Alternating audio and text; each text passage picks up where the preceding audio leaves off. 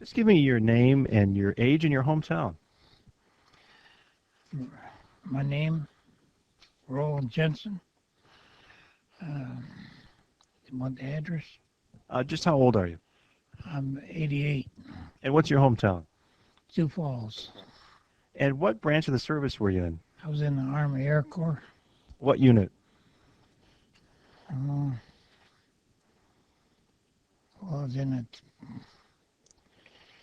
the station at a technical school there for a long time in Champaign, Illinois. And you were at the 346 Bomber Group? Yes, I was in a bomber group in 346th and the 449th. What was your rank? Private, I guess. PFC. Were you drafted or did you enlist? I was drafted. And you were, where were you then? Where was I? I took basic training down in Shepherd Field, Texas. And you were in Sioux Falls when you were drafted? No, I was in Millbank, South Dakota. And you were living there with your family? How old were you then? I think I was around 22. And where did you go then after basic training? Well, I went to Chanute Field, Illinois from there. And then when did you, were you in Europe, the European theater? No, it was all stateside. Okay. And you ended up with the Army Air Corps? Yes. And where were you stationed then? Did you just already answer that after basic training? Is that where you were then? Yeah, I went from there to Chanute Field. And what was your job there? Well, at first I was a cook, then I was a meat cutter, and I cut the beef for a troop train to go from there to Florida with a troop train. And this was in Illinois? Yeah, from Illinois. So you had all of the troops coming through training there? Yeah, I just cut the meat for the troop train. And what was a typical day like? What? What was a typical day like for you there?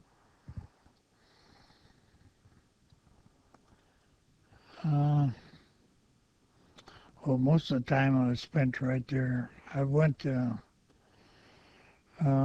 Cooks and Baker School up Fort Sheridan from there, and then I come back to Chanute Field. And then I went to Grand Island, Nebraska. I cut meat there for them. They offered me a sergeant's rating there, but I had to cut meat for the officers, and I turned down on that. Stay with my group. Rather be with the non-officers, huh? Yeah. Why is that? Well, I don't know. I was kind of dumb, I guess. But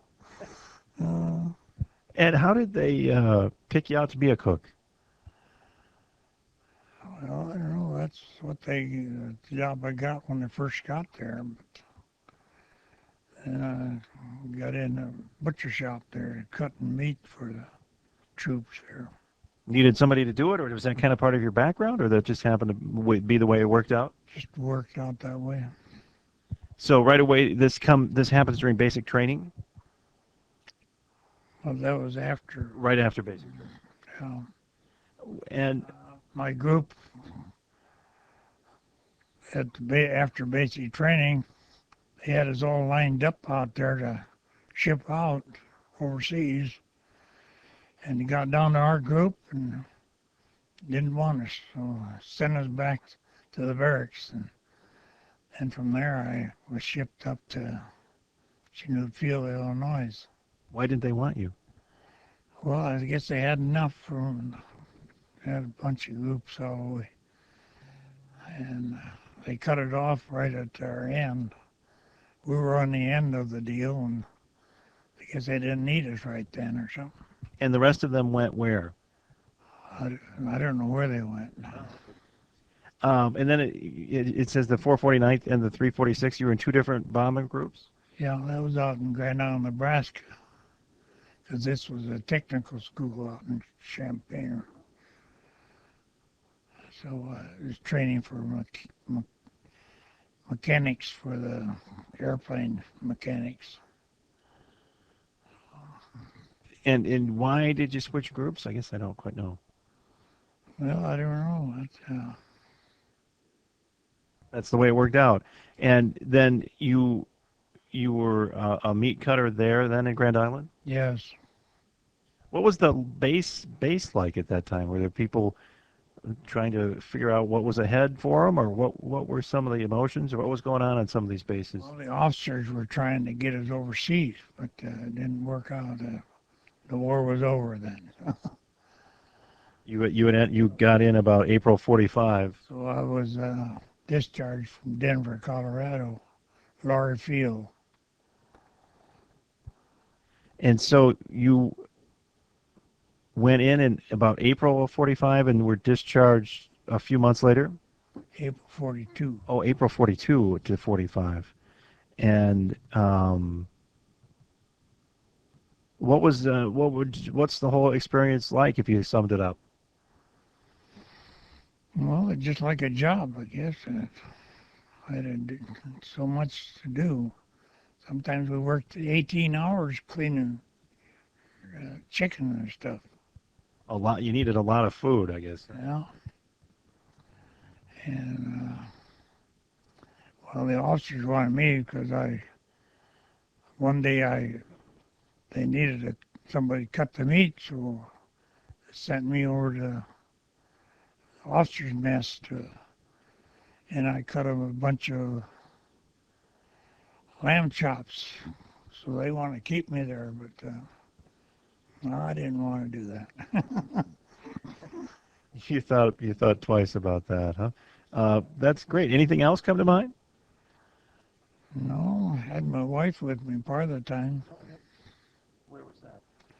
It was out in Champaign, Urbana, where we had a apartment out there. And what did you do after the war? I went back to Morrell Company, meat packing plant.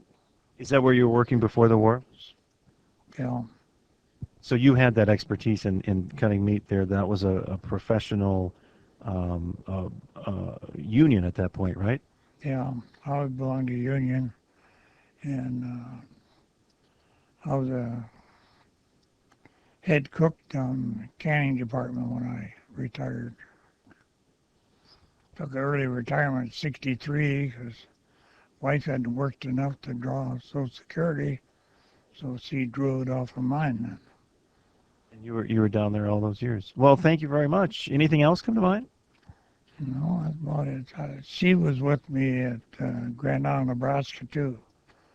So And what's her name? he just, And how much food did you have to prepare every day for all of these guys? we had to prepare a lot of food. You know, we cut a lot of beef quarters stuff and lamb chops and different things. Did everybody complain about the food? No, I think they liked it. Well, out in Champaign, they had us chop up the darn lamb, just bone and all, and they threw it all in the garbage. Nobody wanted to eat that stuff. I suppose it's more the food when you get overseas than it is when you're back home. And in Grand Island, I cut it on the saw, made chops out of it. They really liked that. The way it was meant to be. Yeah.